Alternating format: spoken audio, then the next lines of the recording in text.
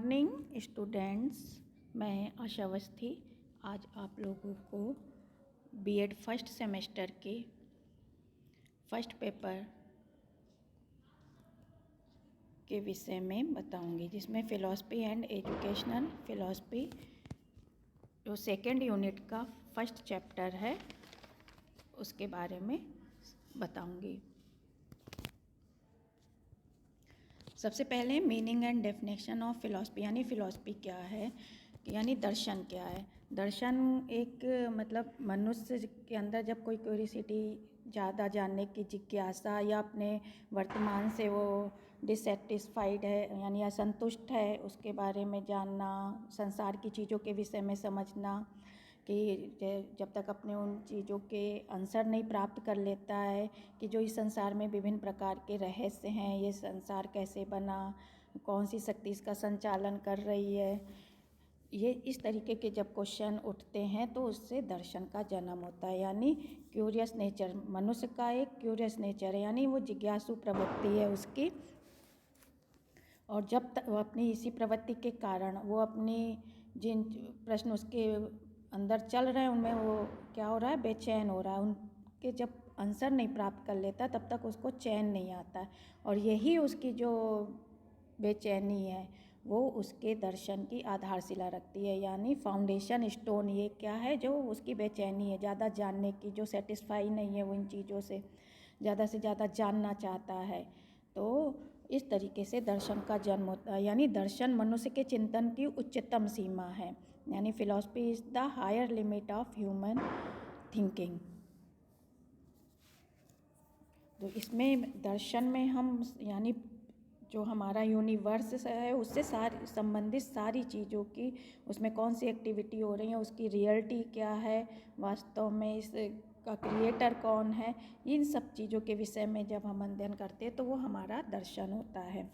अब इसकी मीनिंग, तो जब हम इंडियन कॉन्सेप्ट को पहले समझेंगे तो इंडियन कॉन्सेप्ट में इसका दर्शन का जो उत्पत्ति हुई है वो दृश्य धातु से हुई है, यानी दृश्य शब्द से बना, जिसका अर्थ है देखना, यानी सत्य को जानना, समझना। मतलब जिसमें सत्य दर्शन वो शास्त्र है जिसमें फिलॉसफी वो है जिसमें हम सत्य को जानते हैं, वास्तविकता यानी रियलिटी क्या है। फिर उपनिषद में भी कहा गया है दृश्यते अनेन इति दर्शनम, अर्थात जिसे देखा जाए, सत्य के दर्शन किए जाए, वही दर्शन है। यानी इस यूनिवर्स में जितनी भी खोज हो रही हैं, डिस्कवरी हो रही है, उसका किस कारण से हो रही हैं, और ज़्यादा से ज़्यादा जानना कि इसका यानी गॉड एंड सोल, यानी ये जीव एवं जगत, ह्यूमन बीइंग, अन्य बीइंग जो है, वर्ल्ड है, इनमें क्या रिलेशनशिप है, ये किस तरीके से एक दूसरे पर डिपेंड हैं, इन सब बातों पे जब हम विचार करते हैं लॉजिकली तरीके से, यानी तर्कपूर्ण ढंग से, तो वो दर्शन है। इसी को डॉक्टर राधाकृष्णन जी कह रहे हैं, philosophy is a logical inquiry into the nature of reality, यानी हम जब भी कोई चीज़ की तार्किक विवेचना करते हैं तो वो दर्शन के अंतर्गत आता है। वेस्टर्न में फिलॉसफी जो आपका है वो ग्रीक भाषा का जो दो शब्दों से मिलकर बनना है, फिलॉस प्लस सोफिया। फिलॉस माने प्रेम, सोफिया मीन्स ज्ञान, यानी लव फॉर विजडम, यानी ज्ञान से प्रेम। और ज्ञान से प्रेम, तो ये प्लेटो इसी मत के समर्थक हैं। उन्होंने माना है कि जब व्यक्ति ज़्यादा से ज़्यादा जानने का उत्सुक रहता है, यानी वो नॉलेज से प्यार करता है, तो वो दार्शनिक है, क्योंकि वो रुकता नहीं है, आगे बढ़ता रहता है, मतलब नई नई चीज़ों को जानने का उत्सुक रहता है। तो प्लेटो इसी मत के समर्थक हैं। और सोक्रेटिस कहते हैं मतलब थर्स्ट है, जिसको ज्ञान के प्रति अत्यधिक प्यास है, तो वो भी दार्शनिक है। और अरस्तु कह रहे हैं कि मतलब परम तत्व को जो भी मतलब जो परम तत्व है यानी अल्टीमेट रियलिटी है, उसके वास्तविक स्वरूप की जांच करना ही दर्शन है। प्लेटो ने और डेफिनेशन दी हैं, आप लोग को बुक में भी मिल जाएंगी, जैसे पदार्थों के सनातन स्वरूप, यानी knowledge of eternal nature of things क्या है, दर्शन बोध क्रिया का विज्ञान है, यानी science and creation of cognition. फिक्स्टे कह रहे हैं कि साइंस ऑफ नॉलेज है ये, और कॉम्टे कह रहे हैं साइंस ऑफ साइंसेज है, यानी साइंस ऑफ साइंसेज कैसे कि इससे विभिन्न प्रकार के जो डिसिप्लिन है उत्पन्न हुए। मतलब दर्शन जो है अधिक सभी सब मतलब जो सब डिसिप्लिन मतलब जो सब्जेक्ट हैं उनकी उत्पत्ति दर्शन से ही हुई है। फिर अपने अपने नेचर के अकॉर्डिंग उनको अलग अलग वर्ग में रख दिया गया। जैसे पॉलिटिकल साइंस जो राजनीति से संबंधित है उनको पॉलिटिकल साइंस में रख दिया गया, जो हिस्ट्री से संबंधित है उनको हिस्ट्री में रख दिया गया, एजुकेशन से संबंधित है उनको एजुकेशन में रख दिया गया। तो इसी तरीके से विभिन्न विचारकों ने दर्शन की डेफिनेशन दी हैं। तो जिसके आधार पर हम कह सकते हैं कि ये इस प्रकार का शास्त्र है जिसमें संपूर्ण ब्रह्मांड यानी पूरे यूनिवर्स से संबंधित चीज़ों की खोज की जाती है, उनके बारे में जाना जाता है। अल्टीमेट रियलिटी क्या है, जो मानव है उसका यथार्थ स्वरूप क्या है, और जो ये सृष्टा यानी इसका creation and creator and soul and god के बारे में कि आत्मा परमात्मा ज्ञान अज्ञान के विषय में, उस नॉलेज को जानने के जो साधन हैं उनके विषय में हम अध्ययन करते हैं। मनुष्य जीवन का लास्ट एम क्या है ना, अल्टीमेट एम क्या है ह्यूमन लाइफ का, ये सब जब हम जानने की जिज्ञासा रखते हैं या उस पर लॉजिकली थिंकिंग करते हैं तो वो सब दर्शन के अंतर्गत आता है। हम इसका nature and characteristics of philosophy, ये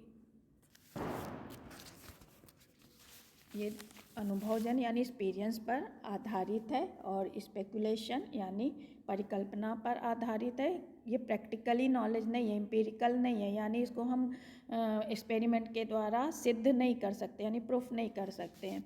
और यह सब्जेक्टिव है, ऑब्जेक्टिव नहीं है।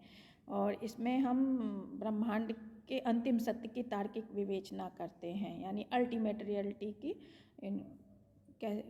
की तार्किक विवेचना करते हैं। और यह एक डायरेक्टिव डॉक्ट्रिन है, यानी हमें इससे निर्देश तो प्राप्त होता है लेकिन हम इसमें डेफिनेट तरीके से कुछ कह नहीं सकते हैं। और ये एक लिबरल डिसिप्लिन है, कठोर नहीं यानी रिजिड नहीं है। और इसमें हम जो फिलॉसफी है उसमें हम ज्ञान के नेचर को समझते हैं यानी नॉलेज का नेचर क्या है, और उस नॉलेज को प्राप्त करने के क्या रिसोर्सेस हैं, क्या मेथड हैं, उनके विषय में हम लॉजिकली तरीके से डिस्कस करते हैं। और फिर इस दर्शन में हम वैल्यू एंड एथिक्स के विषय में भी जानते हैं कि इसमें मनुष्य के जो कार्य हैं वो किस तरीके के हैं, उसको कौन से कार्य करने चाहिए, कौन से नहीं करने चाहिए। अब स्कोप ऑफ फिलॉसफी, तो स्कोप ऑफ फिलॉसफी में मेटाफिजिक्स यानी तत्व मीमांसा, इसमें हम अध्ययन करते हैं कि व्हाट इज रियल यानी रियल क्या है, वास्तविकता क्या है। इसमें इस तरीके के क्वेश्चन होते हैं कि गॉड क्या है, सोल क्या है, दोनों के बीच में क्या रिलेशनशिप है, ये वर्ल्ड का क्रिएटर कौन है ना, ये सारी चीज़ें मतलब ह्यूमन बीइंग की उत्पत्ति किस प्रकार से हुई या अन्य बीइंग की जो अन्य प्राणी उनकी उत्पत्ति किस प्रकार से हुई। इस तरीके के जब हमारे मन में प्रश्न आते हैं तो वो सब मेटाफिजिक्स के होते हैं। अब इसके 5 पार्ट हैं। मेटाफिजिक्स ऑफ द सोल, इसमें हम सोल के विषय में अध्ययन करते हैं कि आत्मा क्या है, उससे संबंधित और उनका जीव के साथ यानी बीइंग के साथ क्या संबंध है। फिर थियोलॉजी, ईश्वर संबंधी तत्व ज्ञान आता है। इसमें ईश्वर के अस्तित्व के बारे में जानते हैं यानी एग्जिस्टेंस ऑफ गॉड, उसके बारे में चर्चा करते हैं। और ये कि गॉड भी एक है कि ये अनेक है, उसका मतलब रूप क्या है, शेपलेस है कि कोई उसका शेप है, ये सब बारे में जब चर्चा करते हैं तो वो थियोलॉजी है। फिर है कॉस्मोलॉजी यानी सृष्टि संबंधी तत्व ज्ञान, इसमें सृष्टि की उत्पत्ति से मतलब सृष्टि किस प्रकार से उत्पत्ति हुई उससे संबंधित हम तत्व ज्ञान प्राप्त करते हैं कि यानी उसका फिजिकल तत्वों से उसकी उत्पत्ति हुई है कि स्पिरिचुअल एलिमेंट्स या फिजिकल एलिमेंट्स किस प्रकार के एलिमेंट्स से उसकी उत्पत्ति हुई है, इस बारे में चर्चा हम कॉस्मोलॉजी में करते हैं। क्योंकि जो भौतिकवादी दार्शनिक हैं वो उसमें आपके फिजिकल मैटर से बताते हैं, जो और आध्यात्मिक दार्शनिक हैं वो स्पिरिचुअल एलिमेंट से बताते हैं कि सृष्टि की उत्पत्ति हुई है। फिर ओनटोलॉजी, सत्ता संबंधी तत्व ज्ञान। अब इसमें इस बात पे चर्चा करी जाती है, मतलब पढ़ते हैं कि इसका मतलब सत्ता जो किस प्रकार की सत्ता है, एग्जिस्टेंस यानी स्पिरिचुअल है कि फिजिकल है।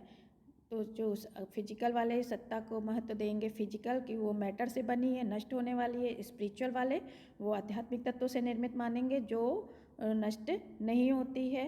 तो इसमें यही कि मतलब कौन से तत्व नश्वर हैं, कौन से तत्व अनश्वर हैं, मतलब इनमें व्हाट आर द मॉर्टल यानी और elements and universe the immortal, मतलब दोनों प्रकार के तत्वों के विषय में अध्ययन किया जाता है कॉस्मोगॉनी। अब इसमें सृष्टि की उत्पत्ति किस प्रकार से हुई, यानी इसका क्रिएशन किस प्रकार से हुआ है और किस तरीके से इसकी उत्पत्ति हुई है, इसके बारे में हम इसमें कॉस्मोगॉनी में चर्चा करते हैं। अब एपिस्टेमोलॉजी, इसमें हम पढ़ते हैं व्हाट इज ट्रू। हमने उसमें पढ़ा व्हाट इज रियल, अब इसमें हम पढ़ेंगे व्हाट इज ट्रू। जो भी वास्तविकता थी उसको हमने उसमें तत्व मीमांसा में मेटाफिजिक्स में समझा। अब उस वास्तविकता का ज्ञान प्राप्त करने के लिए हम एपिस्टेमोलॉजी की तरफ आते हैं।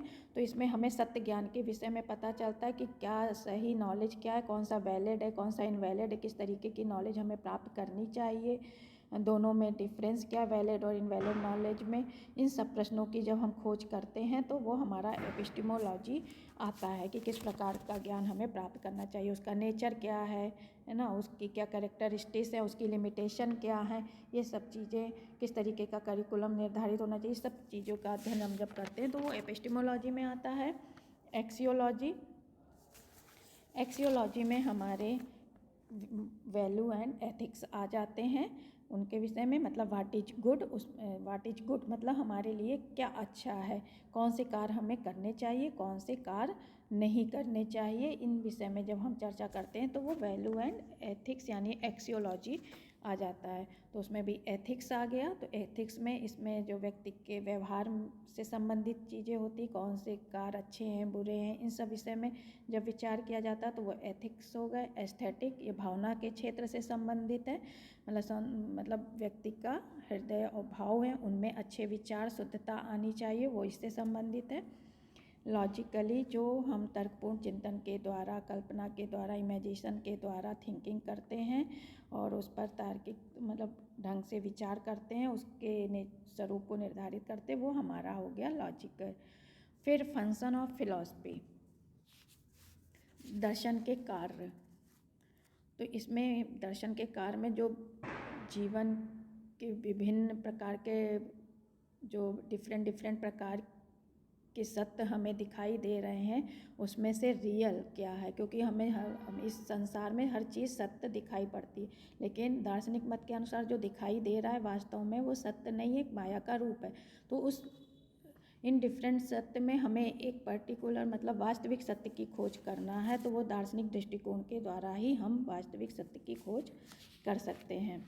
फिर इसके द्वारा हमारे क्या वैल्यू होने चाहिए, क्या आइडियल्स होने चाहिए और उन पर आधारित कौन से हमारे प्रिंसिपल होना चाहिए, तो ये सब हमें दर्शन के माध्यम से पता चलता है। और जीवन को अर्थपूर्ण बनाना, उसको राइट वे बताना, ये सब हम फिलॉसफी के माध्यम से ही कर सकते हैं। हम जीवन के प्रति एक नया दृष्टिकोण पॉइंट ऑफ व्यू हमारा डेवलप होता है, नई टेंडेंसी है ना, और फ्री होके चिंतन मतलब फ्री थिंकिंग की हमें क्षमता दर्शन से विकसित होती है, क्योंकि हम सही समझ हमारे अंदर सही समझ यानी सही अंडरस्टैंडिंग डेवलप होती है, जिससे हमारा क्या होता है विवेक यानी विजडम जागृत होता है, तो हम सही और गलत का निर्णय आसानी से ले सकते हैं। और जो जीवन में विभिन्न प्रकार के अप्स डाउन आते हैं तो दर्शन के ज्ञान होने से हम उनको आसानी से फेस कर सकते हैं, यानी कोऑर्डिनेशन स्थापित कर सकते हैं, उनमें से बैलेंस लाइफ हमारी चल सकती है। जीवन की समस्याओं का सामना करने में व्यक्ति को ये सहायता देता है, क्योंकि कोई भी सिचुएशन हो व्यक्ति उसके माध्यम से उसको फेस कर सकता है। अब है दोनों दर्शन में अंतर बताया गया है इंडियन और वेस्टर्न में। तो जो इंडियन फिलॉसफी का जन्म हुआ है वो दुखों को दूर करने के लिए हुआ। तो 3 प्रकार के बताए गए हैं दुख, जैसे स्पिरिचुअल, फिजिकल एंड सुपरनेचुरल। तो ये जो 3 प्रकार के दुख हैं उनसे छुटकारा दिलाने के लिए इनका विकास किया गया है। और जबकि पाश्चात्य दर्शन जो वेस्टर्न है वो कौतूहल से हुआ है, जैसे आश्चर्यचकित हो जाना, चीज़ों को देखना, फिर उसके विषय में जिज्ञासा उत्पन्न होना कि ये किस तरीके से उसकी खोज में लगना, तो उसके द्वारा विकसित हुआ है। और दूसरा आपका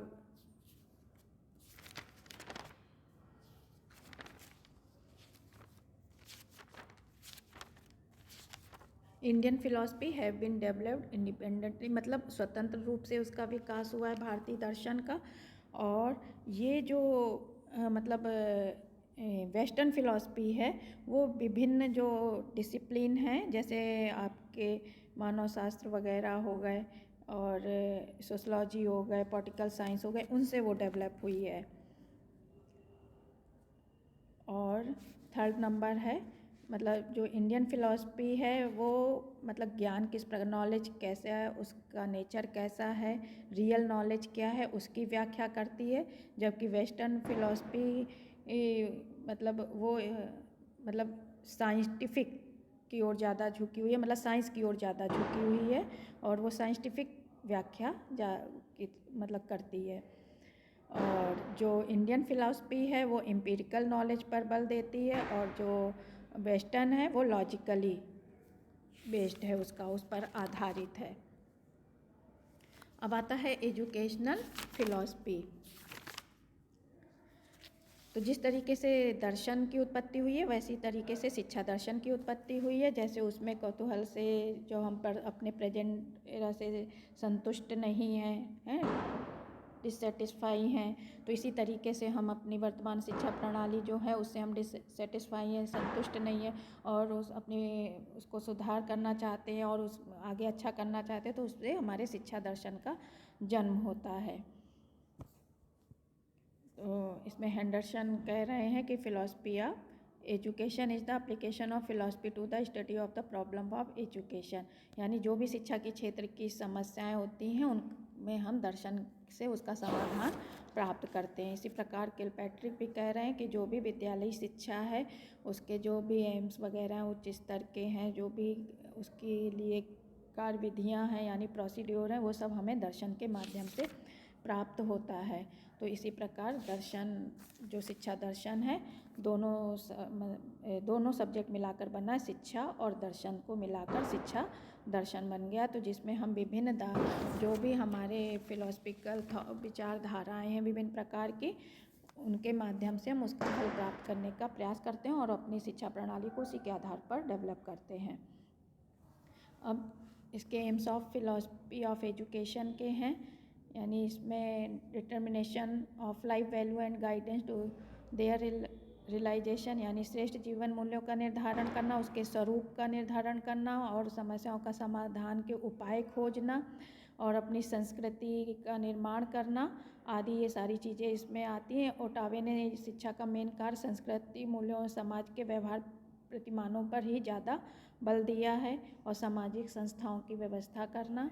अब nature of philosophy of education, शिक्षा दर्शन की प्रकृति जो दर्शन की थी वही शिक्षा दर्शन की भी, बस एक दो पॉइंट अलग है। जैसे शिक्षा दर्शन दोनों को मिला के बना, एजुकेशन और फिलॉसफी दोनों को ज्वाइंट करके बना है और यह एक इंटरडिसिप्लिन है ना, जो दर्शन शिक्षा की समस्याओं का दार्शनिक समाधान प्राप्त करते हैं, जिसके माध्यम से बाकी सारी चीज़ें वही है कि तर्क प्रधान शास्त्र लॉजिकली ऑब्जेक्टिव है, नहीं है सब्जेक्टिव है, ये सारी चीज़ें उसी तरीके की यहाँ पे। और कि शिक्षा के क्षेत्र से संबंधित जितनी भी हमारी समस्याएं होती हैं, जितनी भी प्रॉब्लम, उनका हम समाधान दर्शन के माध्यम से ही खोजते हैं। अब इसकी आती है यूटिलिटी एंड इम्पोर्टेंस। ये इस यूनिवर्स में मनुष्य के जीवन के प्रति विभिन्न दृष्टिकोण, जितने भी मतलब पॉइंट ऑफ व्यू, विभिन्न प्रकार के पॉइंट ऑफ व्यू का निर्माण करता है और ये जो मानव जीवन की ह्यूमन लाइफ का जो भी एम्स है उसको निर्धारित करने में और उसके उपाय बताता है। जो भी शिक्षा के क्षेत्र से संबंधित समस्याएं या प्रश्न हैं उनको ये सॉल्व करता है और उनको एक इंसाइट देता है उनको समझने की और समस्याओं को सॉल्व करने के लिए, मतलब सूझ देता है। और विद्यार्थियों को भी इस योग्य बनाता है कि वो मतलब दर्शन का ज्ञान प्राप्त करके जो भ्रम और विश्वास हैं उनको एग्जामिन कर सके कितने प्रकार के होते हैं, तो वो दर्शन के माध्यम से हमारे भ्रम दूर होते हैं।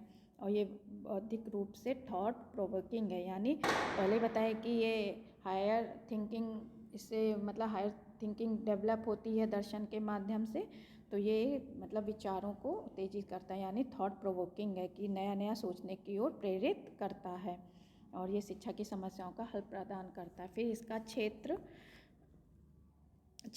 मतलब पहले अभी आपने दर्शन का क्षेत्र पढ़ा था, अब ये स्कोप ऑफ एजुकेशनल फिलॉसफी, यानी शिक्षा दर्शन का क्षेत्र।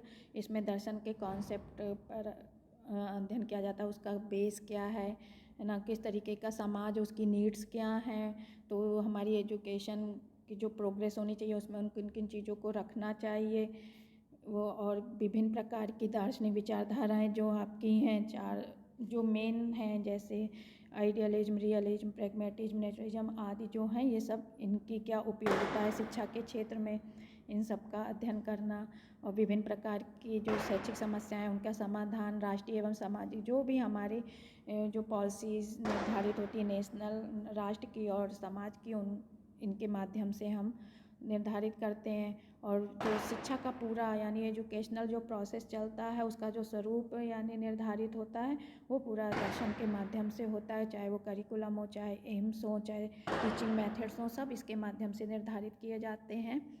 और सामाजिक एवं राजनीतिक सांस्कृतिक मूल्यों की विवेचना की जाती है। अब इसमें आएगा शिक्षा दर्शन के कार्य। तो function of philosophy of education, इसमें 3 प्रकार के कार्य बताए गए हैं: परिकल्पनात्मक कार्य, मानकीय कार्य, विश्लेषणात्मक कार्य। का मतलब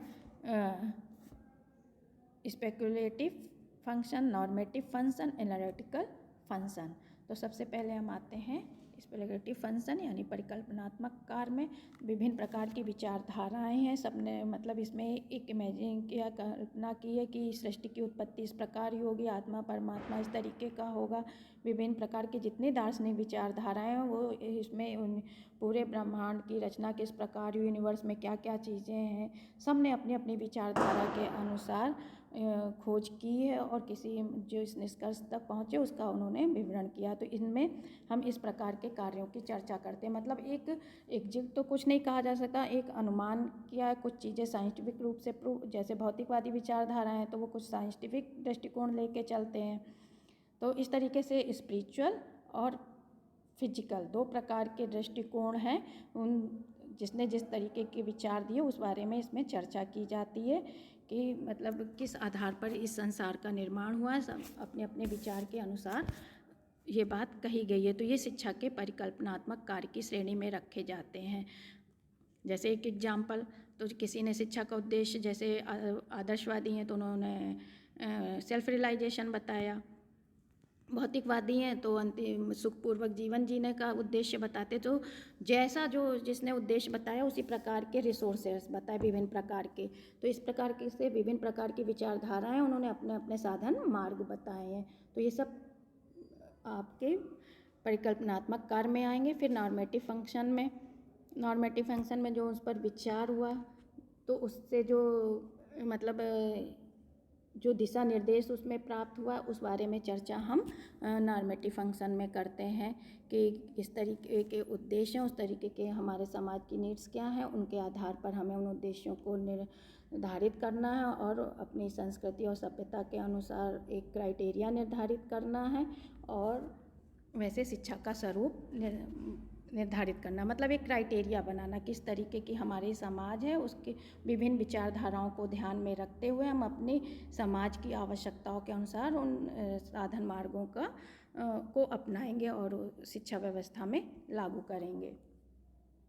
एनालिटिकल फंक्शन में मतलब उसके गुण दोषों को, जो भी विचारधारा उनके जो विभिन्न प्रकार की विचारधाराएं हैं उनके आधार पर हम अपनी समस्याओं का समाधान खोजते हैं, लेकिन हम सबसे बड़ी बात है कि उसके मेरिट और डिमेरिट्स क्या हैं उन पर भी विचार करेंगे और आज के परिप्रेक्ष्य में जो चीज़ लागू होंगे, मतलब एक तरह से फीडबैक भी प्राप्त करना। जैसे कोई भी एजुकेशन पॉलिसी है या शिक्षा का स्वरूप जो भी निर्धारित किया जाता है तो उसके पहले हम दोनों पक्ष देखेंगे, एनालिसिस करेंगे, तब हम उस प्रणाली को अपनाएंगे।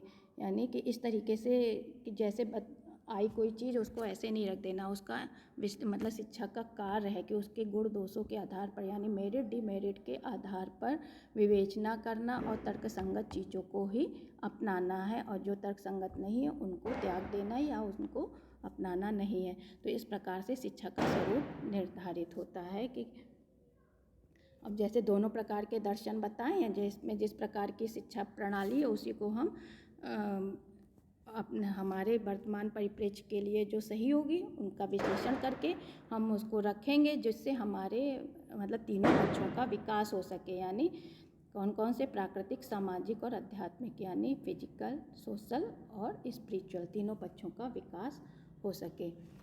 तो ये था शिक्षा दर्शन के कार्य, यानी ये फर्स्ट चैप्टर आपका कंप्लीट हुआ। उम्मीद है कि आप लोगों को समझ में आ गया होगा। धन्यवाद।